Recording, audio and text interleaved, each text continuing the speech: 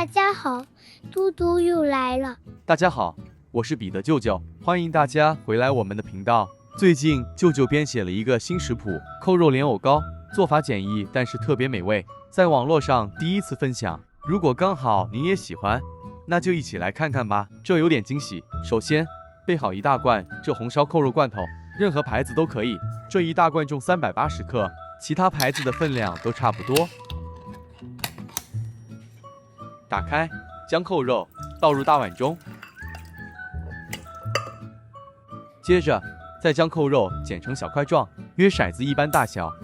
通货膨胀关系，这样一罐红烧扣肉都要价接近马币20元了，有点小贵。是的，不过没关系。关于红烧扣肉这问题，未来舅舅会专门制作一支影片，告诉大家如何在家自己做，那就省多了。是的，这肉质先冷藏起来，后面会用到30克虾米，洗净后泡软，再来备个米浆，300克粘米粉，台湾的朋友可改用再来米粉，30克木薯粉，30克澄面粉，1小匙胡椒粉，半小匙五香粉，请选用优质五香粉才有香味，1小匙白糖。口味比较重的朋友可以加1小匙盐，舅舅这里只加半小匙。接着再将600毫升室温水慢慢加入，边加入边拌匀，直到水完全加完为止。好了，拌匀后搁置一旁待用。取200克莲藕，去皮后清洗干净。这莲藕200至250克都可以，先切成约半公分厚片。再这样横竖切几刀，将莲藕切成颗粒状。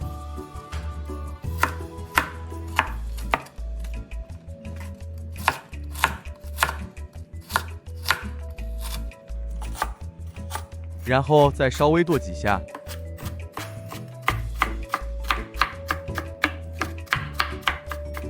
好了，这样就可以了，不要剁得太细。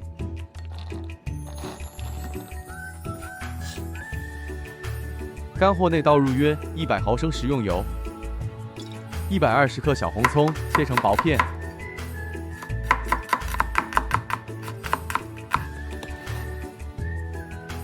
再将葱片冷油下锅，然后炉开中火，一直油炸至金黄色。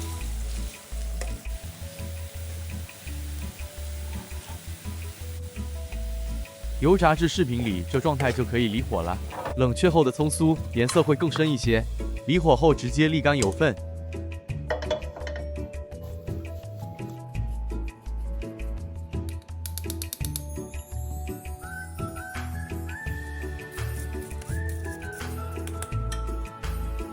原货不需清洗，少入2大匙沥出的葱油，沥干泡软后的虾米，再将虾米稍微剁碎。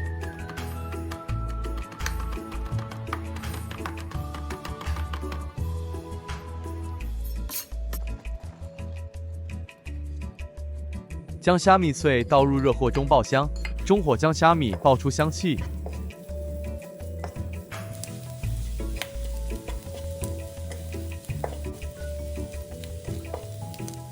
接着再将莲藕加入一起炒香。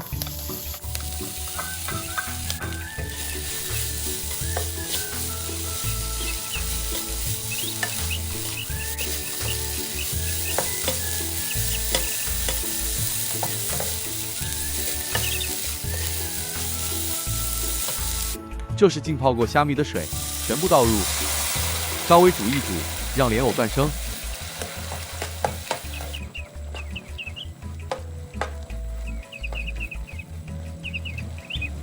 加入半份油葱酥，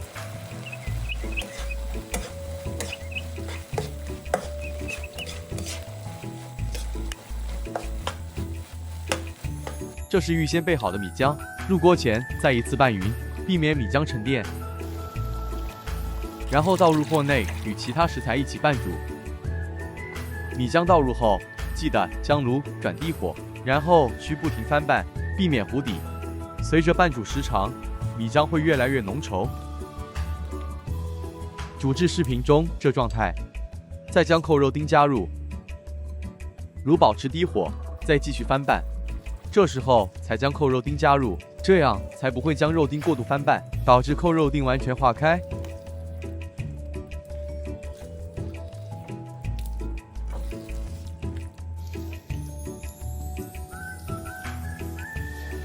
在米浆收干后，起火前加入1小匙麻油，再继续拌匀。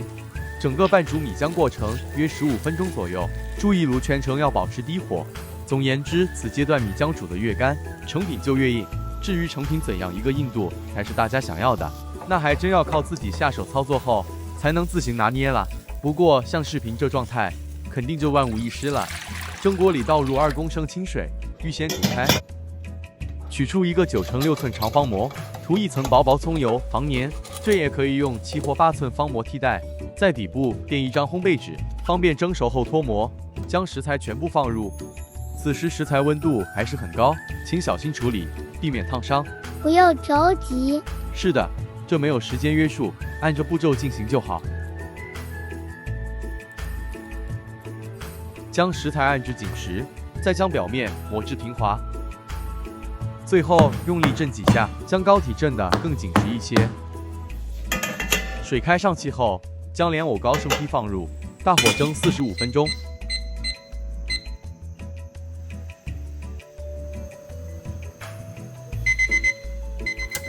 时间到熄火，直接开盖，让成品在室温下降温。这时候表面黏糊糊的属正常状态，待降温后膏体会自行收干。在降温后的成品表面涂上一层薄薄葱油，除了添加香气，成品放在室温下，隔夜也不会变得又干又硬。舅舅早安。早安嘟嘟，我们来吃糕了。用塑料板在糕四边各刮一下，然后直接倒扣在砧板上，底下垫了烘焙纸，膏体轻易脱模。将烘焙纸撕去，塑料板抹上一层薄油，然后再随个人喜欢切件，就这样切成一片片。用不粘锅加点油煎香，很好吃。但是舅舅个人更推荐以下这吃法。这是冰箱冷藏了1晚上的扣肉汁，倒入锅内，加少量的水稀释加温，这样一点点就好。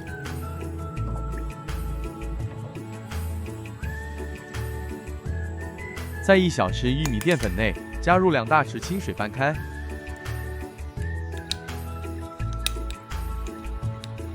再倒入煮开的扣肉汁内勾芡，将肉汁调得稍微浓稠一些，这稠度大家可以自行调整。舅舅比较喜欢这样稀稀的。然后勺一点淋在成品上，加一点葱花、红辣椒切丁，最后再1小撮油葱酥。非常美味的扣肉莲藕糕就完成了。从膏体横切面，一颗颗的莲藕与扣肉丁清晰可见，扣肉吃了很香。莲藕脆脆的，加上勾了芡的扣肉汁，口感上更顺滑，好好吃。满意极了。希望大家喜欢我们今天这分享。大家又是我。希望舅舅有将做法说清楚，不清楚部分请在底下留言提问。谢谢大家。